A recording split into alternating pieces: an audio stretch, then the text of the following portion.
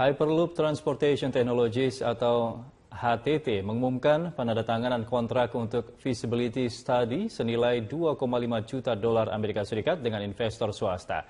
Perjanjian feasibility study tersebut menandakan segera dilakukannya eksplorasi kemungkinan secara langsung untuk sistem transportasi Hyperloop di Indonesia dengan fokus di Jakarta.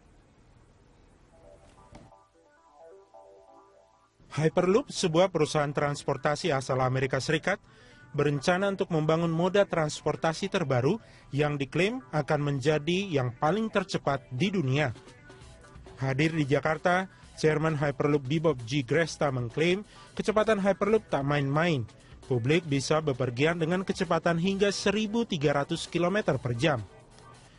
Bebob mengatakan Hyperloop telah melakukan pembicaraan dengan sejumlah partner lokal di Indonesia untuk mewujudkan Hyperloop.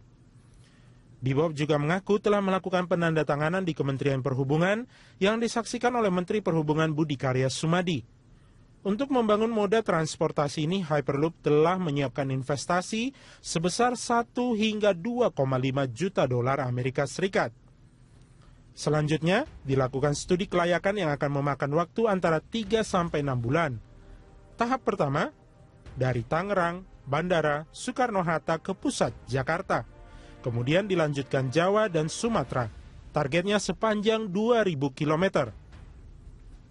Teknologi Hyperloop mempunyai mekanisme yang mirip seperti kereta api. Tapi jangan samakan keduanya. Karena kalau ditelaah lebih dalam, nyatanya Hyperloop dan kereta merupakan teknologi yang jauh berbeda. Teknologi Hyperloop menggunakan semacam tabung yang berfungsi sebagai pengantar gerbong-gerbong transportasi seperti kapsul di dalamnya. Selain itu, tak seperti kereta yang berisi rangkaian gerbong, Hyperloop hanya mengandalkan satu kapsul tiap sekali perjalanan. Rute Hyperloop dari Jakarta menuju Yogyakarta akan memakan waktu kurang lebih 25 menit. Bandingkan dengan menggunakan mobil yang dapat memakan waktu hingga hampir 10 jam. Jakarta menuju Bandung hanya akan memakan waktu 9 menit, jika dibandingkan dengan yang biasanya memakan waktu hingga 2,5 jam. Dan Jakarta-Surabaya bisa ditempuh hanya dalam waktu 56 menit, yang biasanya memakan waktu sekitar 12 jam perjalanan darat. Tim Liputan, Berita 1. Menurut kamu, Raisa bakal menggunakan nggak sepeda itu? Bisa jadi, karena untuk tetap menjaga kebugaran begitu ya. Tapi yang paling penting adalah statement atau pernyataan Raisa kepada Presiden di saat di istana menyatakan bahwa sebetulnya Indonesia, artis Indonesia ini layak untuk maju ke kancah internasional, tapi butuh dukungan dari pemerintah. Di saat senjakala musik di industri musik kan banyak yang berubah ke online, pembajakan masih terjadi di mana-mana, ini juga masih menjadi masalah tertentu tentunya untuk dari musisi di Indonesia. Iya. Gitu. Dan sekarang seperti yang tadi Ade bilang gitu, sekarang sudah bisa diakses di mana-mana begitu kan ya. Nah, seperti momok pembajakan ini yang menjadi hal yang kembali disampaikan sejumlah musisi kepada pemerintah dalam hari musik yang kemarin diperingati di Istana Negara.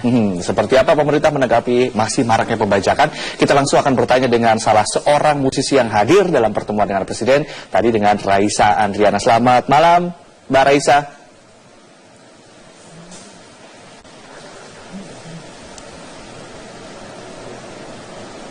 Selamat malam. Selamat malam. Iya, Mbak Raisa, Anda melihat momentum ketika musisi-musisi diundang ke istana oleh Presiden ini sebagai momentum seperti apa nih, Mbak Raisa? Ya, sepertinya masih terganggu ya komunikasinya di sini. Mbak Raisa, mungkin bisa suara TV-nya dimatikan saja, begitu cukup dengarkan dari suara teleponnya. Saya sih ngerasa bangga banget karena berarti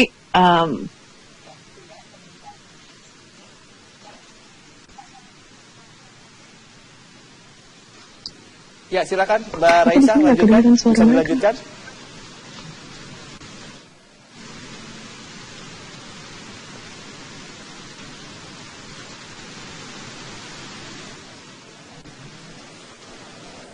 Halo?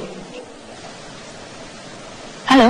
Ya, ini bagaimana seorang Raisa melihat momentum musisi-musisi diundang ke istana kepresidenan, lalu kemudian juga dalam Hari Musik Nasional. Anda melihat momentum ini seperti apa? Halo.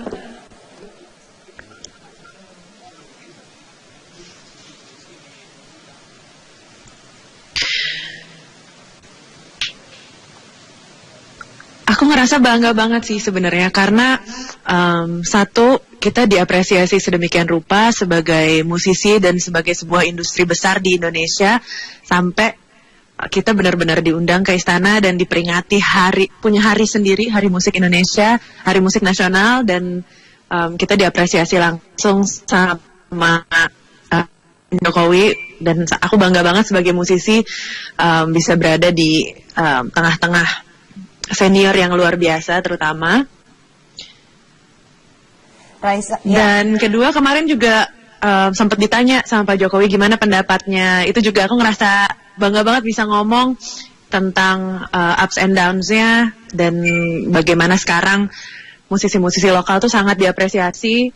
Dan kalau misalnya kita lagi di dalam festival internasional pun pasti panggung-panggung musisi lokalnya tuh penuh banget. Dan apa ya, aku senang banget dan merasa bangga ada di era yang zaman sekarang ini di mana semuanya sangat mengapresiasi musisi lokal.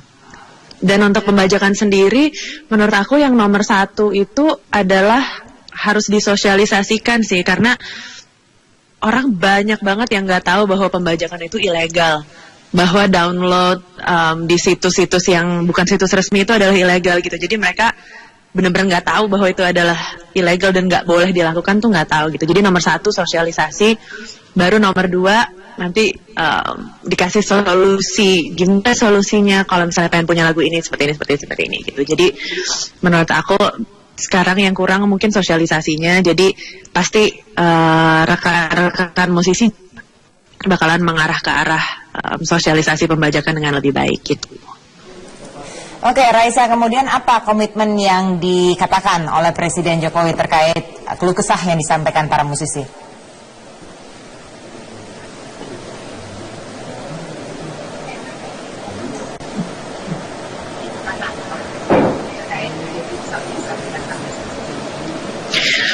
Kemarin Pak Presiden udah sangat positif nanggapin semua masalah kita, dan beliau juga cerita tentang beliau nanya ke persoalan K-pop di mana pemerintahnya sangat involved dalam dalam menjadikan musik itu sebagai bagian dari budaya di Korea. Dan beliau bilang itu persiapannya 13 tahun, terus anak-anaknya semua digodok dan dilatih sedemikian rupa. Jadi beliau juga udah sangat tahu musik itu bisa diapain, akan menjadi bagian dari budaya yang begitu kental seperti kita lihat K-pop kayak gitu. Jadi jadi sangat menyenangkan sekali sih kemarin, dan suasananya juga sangat cair. Buat aku ngerasa benar-benar musik itu musik, seni itu seni dan bukan politik. Jadi pas kesana suasananya cair banget, dan aku yakin ke depannya insya Allah pemerintah akan jauh lebih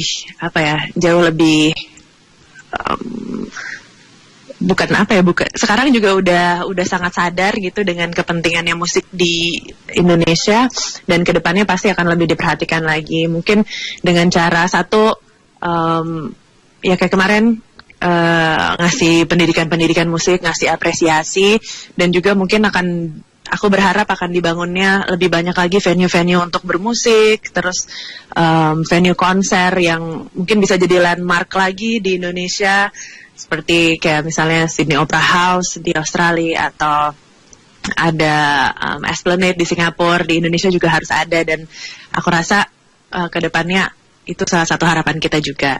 Dan kemarin Pak Tantowi juga bilang pengennya tanggal 9 sebagai Hari Musik Nasional itu di seluruh Indonesia, di seluruh lembaga siarnya, di TV ataupun di radio, dan di lain-lain kayak hotel, terus mall, cafe, itu cuma boleh mainin lagu Indonesia dalam satu hari itu aja. Dan itu dapat respons yang sangat positif dari Pak Jokowi, jadi semoga ke depannya itu bisa terwujudkan. Baik, dan juga semoga ke depannya pemerintah juga bisa berperan secara aktif untuk memfasilitasi dan juga mungkin mendanai kalau mau go internasional begitu ya. Nah, ini pertanyaan terakhir mungkin untuk seorang Raisa, ini sepedanya udah mau dipakai kemana aja nih?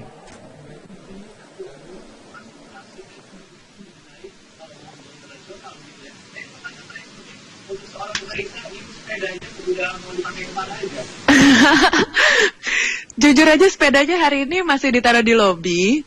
Dan sampai aku tadi dibilang, Kak Raisa ini sepedanya mau ditaruh di mana ya? Nggak boleh taruh di lobi. So, aku bilang, Pak pindahin ke parkiran. Tapi aku pengen banget loh. Coba nanti siapa tahu hari Minggu kita ketemu di Car Free Day, aku pakai sepeda hadiah Presiden Jokowi. Oke, baik. Terima kasih Raisa telah bergabung bersama kami di Prime Time News dengan cerita-ceritanya tentunya, Dini ya. Pasti kamu jadi pengen ke Car Free Day kan? Pasti. Joko Widodo bersama sejumlah musisi tanah air memperingati Hari Musik Nasional di Istana Negara hari Kamis kemarin. Ya, Hari Musik Nasional ini juga dijadikan sebagai momentum untuk memerangi aksi pembajakan yang merugikan negara hingga triliunan rupiah.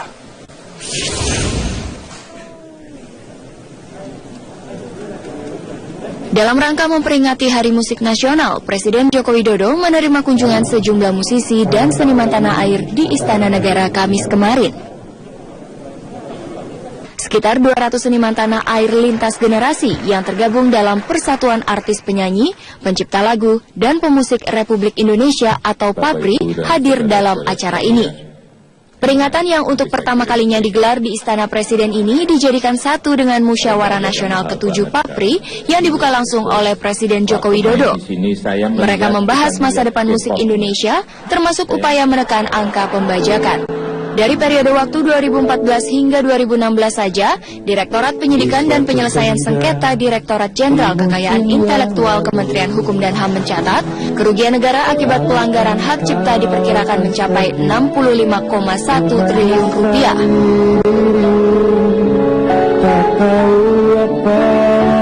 Namun, Ketua PAPRI Tantowi Yahya menyatakan, angka pembajakan produk musik saat ini terus mengalami penurunan. PAPRI bersama dengan Lembaga Manajemen Kolektif Nasional saat ini sedang giat-giatnya mengupayakan penarikan royalti atas karya musik yang dipergunakan oleh para pengguna seperti lembaga penyiaran, restoran, kafe, hotel, alat-alat transportasi, rumah karaoke, dan lain-lain.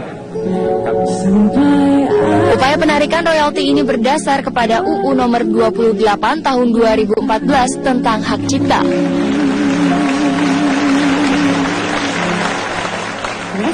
Dengan dorongan dari sejumlah pihak, diharapkan proses penegakan hak cipta di tanah air dapat berjalan dengan lancar seperti di negara-negara lainnya. Di atasnya diberi judul Bela Negara.